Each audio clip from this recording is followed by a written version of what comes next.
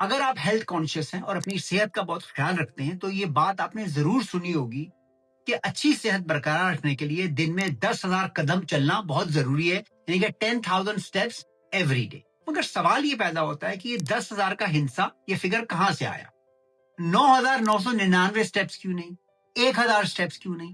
5,000 steps کیوں نہیں؟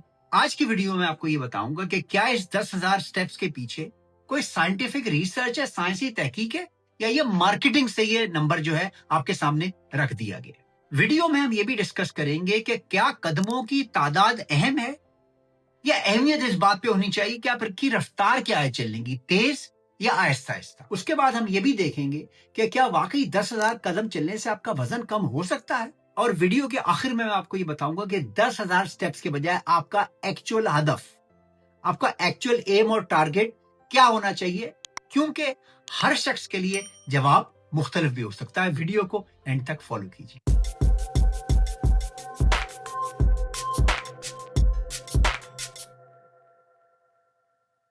10,000 قدم یا 10,000 سٹیپس آخر میں آئے کہاں سے؟ اس کی کہانی سائنس سے زیادہ مارکیٹنگ کی کہانی ہے۔ 1960 کی دہائی میں جاپان میں قدم گننے والا ایک آلہ ایجاد ہوا جسے پیرومیٹر کہتے ہیں۔ اس کا مطلب تھا تقریباً 10,000 قدم ناپنے والا ایک میٹر۔ 1964 کے ٹوکیو اولمپکس کے آس پاس جاپان میں ورزش اور جسمانی سرگرمی میں دلچسپی بڑھتی چلی گئی، اور 10,000 ایک آسان، یاد رہ جانے والا اور اشتہار کے لیے اچھا اور بہترین نمبر بن گیا۔ یعنی یہ نمبر اس لیے منتخب نہیں ہوا تھا کہ سائنسدانوں نے لوگوں پر تحقیق کر کے یہ بات دریافت کی کہ 9,999 جو قدم ہیں وہ ناکافی ہیں اور 10,000واں قدم اٹھاتے ہی آپ کی صحت بہتر ہو جائے گی، ایسی کوئی بات نہیں تھی۔ لیکن اتفاق سے مارکیٹنگ کی وجہ سے یہ ہدف اتنا مقبول ہوا کہ آہستہ آہستہ پوری دنیا کے اندر پھیل گیا۔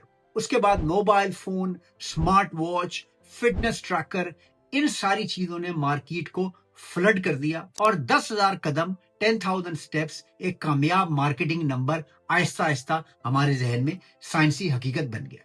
ان ویڈیوز کو بنانے کے لیے کافی غور و فکر، محنت اور وقت کی ضرورت پڑتی ہے۔ اگر آپ کو یہ ویڈیو اور میرا چینل پسند آ رہا ہے تو پلیز لائک اور سبسکرائب کرنا مت بھولیے۔ اب آئیے دیکھیں کہ اصلی سائنس کیا کہتی ہے۔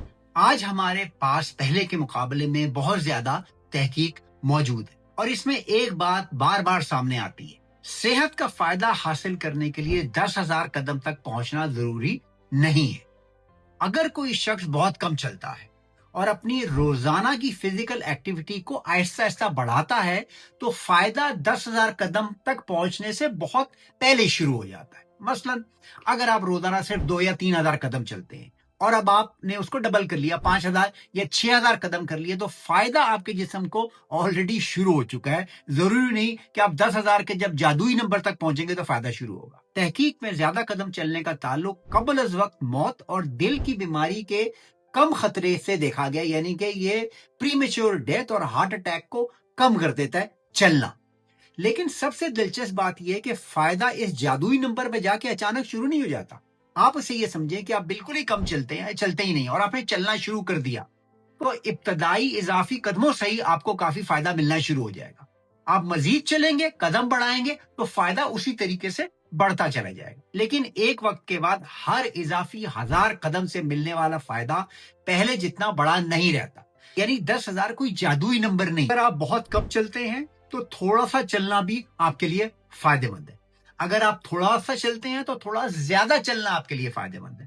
اگر آپ تھوڑا زیادہ چلتے ہیں تو بہت زیادہ چلنا آپ کے لیے فائدہ مند ہے۔ اس طریقے سے آپ کی صحت کو فائدہ پہنچتا ہے۔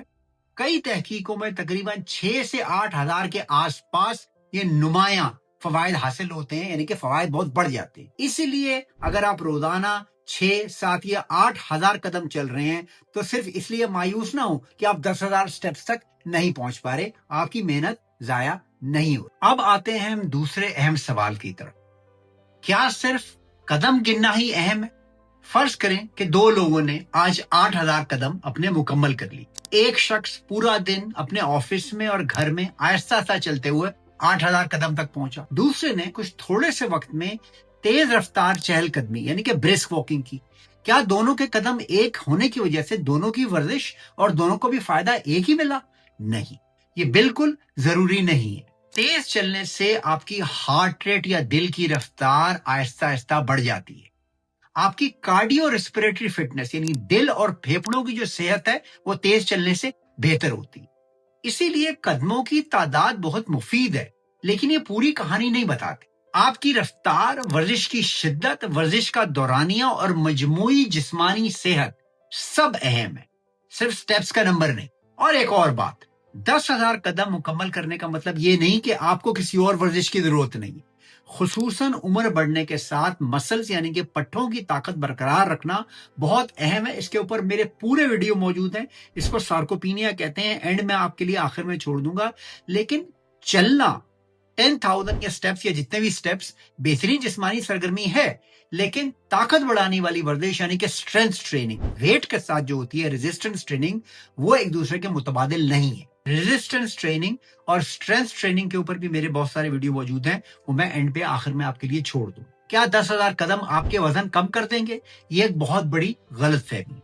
ऐसा बिल्कुल जरूरी नहीं है। चलने से जिस्म तवानाई इस्तेमाल करता है और ज्यादा जिस्मानी सरगर्मी यानी कि ज्यादा फिजिकल एक्टिविटी वजन को काबू में रखने में मदद देती है। लेकिन अगर आप चलने के बाद इतनी ही या इससे भी ज्यादा इजाफी कैलोरीज खा रहे हैं जितनी कि आपने जलाई है चल के, तो सिर्फ 10,000 कदम वजन कम करने की आपको कभी भी जमानत नहीं दे सकते। वजन कम करने के लिए मजमूई तवानाई का तवाजुन यानी कि बैलेंस भी बहुत ज्यादा अहम है। लेकिन याद रखिए, चलने का फायदा सिर्फ कैलोरीज को कंज्यूम करना, कैलोरीज को खर्च करना नहीं है। चलना दिल की सेहत, ब्लड प्रेशर, ब्लड शुगर और जिस्मानी हरकत के लिए भी फायदेमंद हो सकता है। और दूसरी अहम बात, आप सुबह 10,000 स्टेप्स मुकम्मल कर चुके हैं और फिर अगले 10 घंटे 12 घंटे सारा दिन घर में बैठे हुए हैं, सोशल मीडिया पे और टीवी देख रहे हैं, तो ये बेहतरीन सूरत हाल नहीं है। अगर आप दफ्तर में बैठ के काम करते हैं तो दिन के दौरान उठें, चंद मिनट चलें, सीढ़ियां इस्तेमाल करें और खाने के बाद थोड़ी सी सैर करें। ये छोटी छोटी चीजें मिलके आपकी सेहत को ओवरऑल इंप्रूव करेंगी। तो क्या मैं आपको ये बता रहा हूं कि 10,000 कदम का हदफ, ये जो टारगेट है, ये बिल्कुल बेकार है? नहीं, ऐसी बिल्कुल बात नहीं है। अगर 10,000 कदम आपको रोजाना ज्यादा चलने की तरगीब देते हैं तो एक बेहतरीन हदफ या टारगेट हो सकता है। और अगर आप 12,000 या 15,000 स्टेप्स चल सकते हैं और ये आपके लिए मुनासिब है, तो सिर्फ इसलिए मत रुकें कि तहकीक में आपको 10,000 पे बंद कर दिया गया। बात सिर्फ इतनी सी मैं आपको समझाने की कोशिश कर रहा हूं कि 10,000 कदम कोई बायोलॉजिकल थ्रेशोल्ड यानी कि कोई हयातियाती हद नहीं है। 9,500 कदम पे आप नाकामयाब नहीं हो रहे। अब आइए आज की इस पूरी गुफ्तगू को समराइज कर देते हैं। इसका नतीजा क्या है? अगर आप 2,000 कदम चलते हैं तो उसको बढ़ा के 3,000 कर दीजिए, अगले हफ्ते 4,000, अगले महीने 5,000। मगर ये मत सोचिए कि अगर मैं जब तक 10,000 पर नहीं पहुंचूंगा मेरी सेहत को फायदा नहीं होगा। फायदा उसी वक्त शुरू हो गया जब आपने 2,000 से 3,000 की और 3,000 से 4,000। अपनी एक्टिविटीज को पूरे दिन पे फैलाइए। ये नहीं कि सुबह 15,000 स्टेप किए और फिर बाकी सारा दिन कुर्सी पे बैठ के वीडियो गेम्स खेल रहे हैं और जो है चिप्स और बर्गर खा रहे हैं। तीसरी अहम बात, अपनी ओवरऑल कैलोरीज का ख्याल रखिए। 10,000 कदम चलने के बाद अगर आप बिरयानी की 2 बड़ी बड़ी प्लेटें या जलेबी और समोसे खाएंगे तो आपका वजन ना कम होगा, ना आपकी सेहत बहुत बेहतर होगी। चौथी अहम बात, अपनी चलने की रफ्तार को आहिस्ता आहिस्ता बढ़ाइए। जब आप 2,000 स्टेप्स कर रहे हैं तो आप आहिस्ता आहिस्ता चल रहे हैं। जब आप 5,000 पे पहुंचे तो और तेज चल रहे हैं। जब आप 10,000 पे पहुंचे तो और तेज चल रहे हैं कि आपका सांस फूल रहा है। इससे आपके दिल और इससे आपकी ओवरऑल फेफड़ों को, कार्डियो रेस्पिरेटरी सेहत को फायदा होगा।